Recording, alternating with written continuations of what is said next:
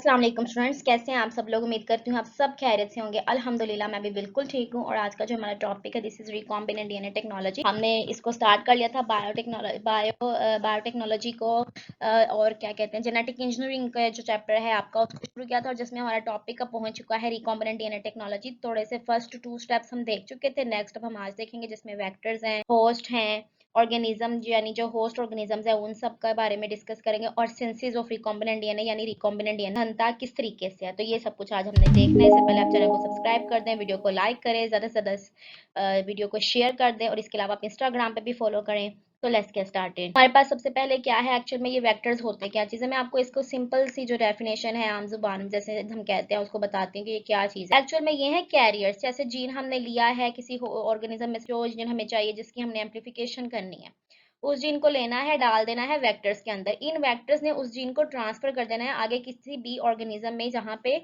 हमें इसकी जरूरत होगी, होस्ट में जैसे हमने सेल को डालना हो। तो जो वेक्टर्स हैं वो एक ट्रांसफर सेल्स हैं या ट्रांसफर ऑर्गेनिज्म में जो ट्रांसफर करने के लिए यूज होंगे, और जहाँ पे थोड़ी सी जो है उनकी कॉपीज बनेगी। जैसे यहाँ पे है the basic procedure of the two make and the manipulate the recombinant DNA. जो हम बेसिक प्रोसीजर यूज करते हैं टेक्नोलॉजी का पूरा is to use the restriction enzyme. सबसे पहले हम रिस्ट्रिक्शन एंजाइम लेते हैं टू कट द डीएनए, उस डीएनए को कट कर देते हैं। Consisting of 1 to several genes, जितने भी हमें जीन्स चाहिए होते हैं उतना सा पार्ट उसका पोर्शन कट करते हैं, each from the donor organism से जहाँ पे हमने वो सेल लिया है। And the DNA fragments call the restriction fragments. इन फ्रेगमेंट्स को हम रिस्ट्रिक्शन फ्रेगमेंट्स कहते हैं। Are combined with the vectors, फिर इनको वेक्टर्स के साथ कंबाइन किया जाता है या उसके अंदर डाल दिया जाता है। And introduced into the host cells, और फिर जो जो वेक्टर हैं इसको होस्ट ऑर्गेनिजम्स या होस्ट सेल्स के अंदर लेकर जाते हैं। एग्जाम्पल्स वेक्टर की क्या है, बैक्टीरियल प्लाज्मिड्स हैं, या फिर जो हमारे पास दूसरे वायरसेस वगैरह हैं वो वाले वायरसेस वेक्टर्स हैं। ये हमारे पास ज़्यादातर वेक्टर्स के तौर पे यूज होते हैं। उसके अलावा अब यहाँ पे वेक्टर्स में क्या है, if a bacterial cell containing a recombinant plasmid, यानी हमारे पास कोई रिकॉम्बिनेंट प्लाज्मिड है, हमने कट किया था अपने डिजायर का जीन, उसको पुट कर दिया प्लाज्मिड के अंदर, वो बन गया रिकॉम्बिनेंट प्लाज्मिड, और इस रिकॉम्बिनेंट प्लाज्मिड को डाल दिया हमने बैक्टीरियल सेल के अंदर।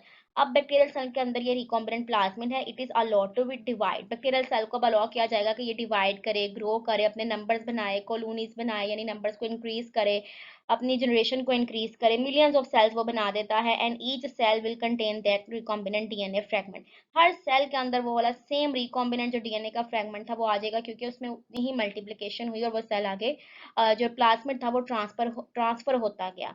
दिस प्रोसेस ऑफ एम्पलीफाइंग के हमने जो उसका नंबर इंक्रीज किया है, एम्पलीफिकेशन की है, and generating the many identical fragments. और ये जो हमने बहुत ज्यादा यानी मिलियंस की तादाद में, अगर आप मिलियंस नहीं भी ले रहे हो, लो लेवल पे आप ले रहे हो, 100,000 की तादाद में आपके पास आइडेंटिकल फ्रेगमेंट्स आ जाएंगे। These are called the DNA cloning. इसको हम डीएनए क्लोनिंग या फिर क्या कहते हैं, जीन क्लोनिंग, यानी जीन की क्लोनिंग कर दी है या फिर डीएनए की क्लोनिंग कर दी है। इट इज आल्सो पॉसिबल, ये भी पॉसिबल है कि जो यूज दी वायरसेस, कि हम वायरस को यूज कर लें वेक्टर के तौर पे, स्पेशली रेट्रो वायरस, उसमें से भी सबसे ज्यादा इंपॉर्टेंट जो है वो रेट्रो वायरसेस हैं, एज वेक्टर्स टू जनरेट और जर्मिनेट और generally engineering the animal cells, के एनिमल सेल्स को की इंजीनियरिंग करने के लिए हम जो है वो रेट्रो वायरसेस को मोस्टली यूज करें, ये भी पॉसिबल है। क्योंकि these viruses following the infection, क्योंकि जब ये वायरसेस करते हैं इन्फेक्शन किसी भी एनिमल सेल में, इनटू द क्रोमोसोम, वो क्रोमोसोम के अंदर इंटेग्रेट कर जाते हैं, के अंदर जुड़ जाते हैं। वो फिर जैसे क्रोमोसोम की डिवीजन होती रहती है या रेप्लिकेशन होती है, साथ ही ये वायरसेस जो है उसमें जो जीन था हमारे इंटरेस्ट का वो भी रेप्लिकेट कर जाता है। This delivers a recombinant DNA directly to the chromosome. उसका फायदा ये होता है कि जो जीन हमारे पास रेप्लिकेट कर रहा था या जिसकी कॉपीज बन रही थी वो डायरेक्टली पहुंचती ही क्रोमोसोम के अंदर है, जो नेक्स्ट सेल्स हैं या नेक्स्ट ऑर्गेनिजम्स हैं उसमें भी वो डायरेक्टली उन्हीं क्रोमोसोम्स के अंदर चली जाती है, हमें और कुछ ज्यादा काम नहीं करना पड़ता। फिर हमारे पास आते हैं होस्ट ऑर्गेनिज्म, यानी जिन सेल्स के अंदर या जिन ऑर्गेनिजम्स के अंदर हम इस रिकॉम्बिनेंट प्लाज्मिड या डीएनए को डालेंगे, ठीक है, जिसमें हमने अब अपना प्रोडक्ट डिजायर प्रोडक्ट बनाना है, क्योंकि यहाँ पे सिर्फ हमने कॉपीज बनाई है जेनेटिक मटेरियल की, लेकिन हमें तो एक्चुअल में चाहिए हमारा डिजायर प्रोडक्ट। जैसे मिसाल के तौर पे हमें इंसुलिन ही चाहिए या हमें कोई केमिकल चाहिए जो हमने बनाना है, अभी वो तो नहीं बना, अभी जस्ट कॉपीज बनी है उस जीन की, जिस जीन ने ट्रांसक्रिप्शन और ट्रांसलेशन करनी है, जिसकी ट्रांसक्रिप्शन ट्रांसलेशन के बाद हमारे पास डिजायर्ड प्रोटीन प्रोडक्ट आएगा। बात को समझ आई है? तो अब बारी है कि हम होस्ट ऑर्गेनिज्म के अंदर इस जीन को डालें। अब कैसे हमने डालना है? Host organism bacterial cells are the most commonly used genetic engineering, क्योंकि बैक्टीरियल सेल्स को हम इसलिए यूज करते हैं because their DNA can isolate, क्योंकि हम इसके डीएनए को आसानी से बैक्टीरियल सेल्स के डीएनए को आइसोलेट कर सकते हैं and re introduced into the cell, और आसानी से जो है वो हमारे सेल उसमें डाल सकते हैं इस डीएनए के बैक्टीरिया के डीएनए को ठीक है। yeast cells offer the many advantage, yeast के सेल के भी काफी एडवांटेज है, बट इट्स आल्सो पॉसिबल, लेकिन yeast सेल में एक और प्रॉब्लम हो सकती है, just to transfer the DNA into the cultured plant, यानी जो कल्चर प्लांट और एनिमल्स है ना वो उसको उसके अंदर भी डाल सकता है इंक्लूडिंग द ह्यूमन, यानी ह्यूमन के अंदर। तो ये थोड़ा सा उसमें जो है वो चीज आती है कि वो ज्यादा उसको उसके अंदर इंसर्ट कर सकता है। तो द मोस्ट सीरियस लिमिटेशन, तो इसकी जो सबसे बड़ी लिमिटेशन है हमारे पास वो क्या है? Is to use these eukaryotic cells is that it is often for these cells to take engineering DNA, यानी ये थोड़ा सा हार्ड होता है इन सेल्स के लिए, मुश्किल होता है कि वो इस रिकॉम्बिनेंट डीएनए या जीन को का इनटेक कर सकें या उसको टेक अप कर सकें, ये मुश्किल होता है ये यूकैरियोटिक सेल्स के लिए। इसलिए फिर ज्यादातर जो प्रोकैरियोटिक है, बैक्टीरिया है या वायरसेस है, उन्हीं को यूज किया जाता है वेक्टर्स के तौर पे भी, और फिर उसको होस्ट सेल्स में ट्रांसफर करने के लिए भी, ठीक है। उसके अलावा हमारे पास क्या है? Synthesis of the recombinant DNA. अब हमारे पास रिकॉम्बिनेंट डीएनए हमने कैसे बनाना है, ठीक है। अभी हमने प्लाज्मिड को किया था, अब फिर क्रोमोसोम उसको ट्रांसफर कर दिया और बारी आएगी अब रिकॉम्बिनेंट डीएनए बनाने की। During the process of A enzyme, यानी एंजाइम का जो एक्शन हो रहा होता है, जैसे ई कोलाई हम इको R1 का सोच रहे हैं वो पढ़ रहे हैं, is for example to cleaves the plasmid, उसने प्लाज्मिड को तोड़ा, आर्टिकुलेट सीक्वेंस, उसने एक को पार्टिकुलर सा सीक्वेंस उसमें लिया, जैसे 5 prime to AATTC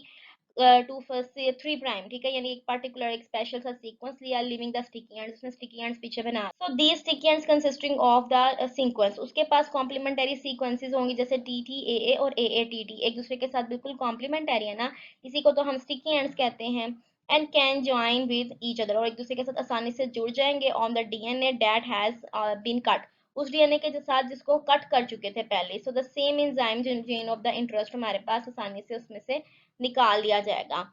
in this way the foreign gene और the gene of the interest is introduced, वो आसानी से उसके, क्योंकि उसके पास कॉम्प्लीमेंटरी एंड्स होंगे, जो जीन ऑफ इंटरेस्ट था उसमें भी वही सीक्वेंस है, तो वो फिर उसको जब डालेंगे तो वो इजीली उसके साथ अटैच हो जाएगा and it can be easily introduce into the plasmid और द रिकॉम्बिनेंट प्लाज्मिड, उसमें उसको डाल दिया जाएगा। And the plasmid with the recombinant, ये जो इसमें फॉरेन जीन है वो incorporate into them are released into medium, फिर उसमें जो हमने रिकॉम्बिनेंट प्लाज्मिड डाला था उसको रिलीज कर दिया जाएगा मीडियम के अंदर, इन विच बैक्टीरिया कैन ग्रो, यानी बैक्टीरिया के अंदर ये सारा कुछ डाल दिया। अब बैक्टीरिया को हम डाल देंगे उस मीडियम के अंदर जहां पे वो ग्रो कर सकते हैं, जैसे उसके कल्चर मीडियम बनाया, न्यूट्रिशन वगैरह जो उसको चाहिए वो उसके अंदर डाले, मिनरल्स वगैरह डाले, तो वो उसमें इजीली ग्रो करेगा बैक्टीरिया, ठीक है। Some bacterial cell called the transformed take up these recombinant plasmid, ये जो बैक्टीरियल सेल्स है उस रिकॉम्बिनेंट प्लाज्मिड को अब टेकअप कर लेगा, ले लेगा, एंड दीज सेल्स मल्टीप्लाई, और बैक्टीरिया जो मल्टीप्लाई करना शुरू कर देगा, and the recombinant plasmid replicate, और उसी के अंदर क्योंकि रिकॉम्बिनेंट प्लाज्मिड मौजूद है, बैक्टीरिया ने उसको टेकअप कर लिया है, वो भी रेप्लिकेट कर जाएगा। And the result can increase in number of the cells, तो रिजल्ट में क्या होगा? बैक्टीरिया का भी नंबर ऑफ सेल्स इंक्रीज करेगा, उसके अंदर जो प्लाज्मिड थे उसमें भी इंक्रीज होगा, बिकॉज ऑल दी सेल्स या all making copies of the plasmid, same plasmid की कॉपी हर सेल में आती जाएगी। And the recombinant plasmids are separated, और फिर रिकॉम्बिनेंट प्लाज्मिड को अंदर से निकाल के सेपरेट कर लिया जाएगा and treated with Eco R1 to plasmid, उसको कट करने के लिए to release the copy of the clone gene, जो जीन हमें चाहिए था, जीन ऑफ इंटरेस्ट था, इको R1 को दोबारा से यूज करके उस प्लाज्मिड से उस जीन को अलग कर लिया जाएगा। तो वही जीन जो है हमारे पास इंपॉर्टेंट था, जैसे आप कह लो वही मेडिसिन है, वही जीन है, उसी जीन को फिर हम किसी भी एनिमल में डाल के, जैसे ह्यूमन के में डाल दिया या किसी और एनिमल में डाल दिया, उस एनिमल या ह्यूमन में वो जाके अपना डिजायर्ड रिजल्ट जो है वो शो कर देगा, ठीक है। तो इस तरह से हम डिफरेंट कॉपीज बना के तो इसको जेनेटिकली इंजीनियर करते हैं। So thank you so much for watching, it was today's lecture. ये छोटा था क्योंकि लास्ट हमने कंप्लीट करना था, इस वजह से नेक्स्ट लेक्चर में जीन क्लोनिंग आएगी, वो कंप्लीट टॉपिक एक ही लेक्चर में कवर करेंगे इंशाल्लाह, इसलिए मैंने उसको आज ऐड नहीं किया। तो मुझे दुआओं में याद रखें और अपना बहुत ज्यादा ख्याल रखें। अल्लाह हाफिज।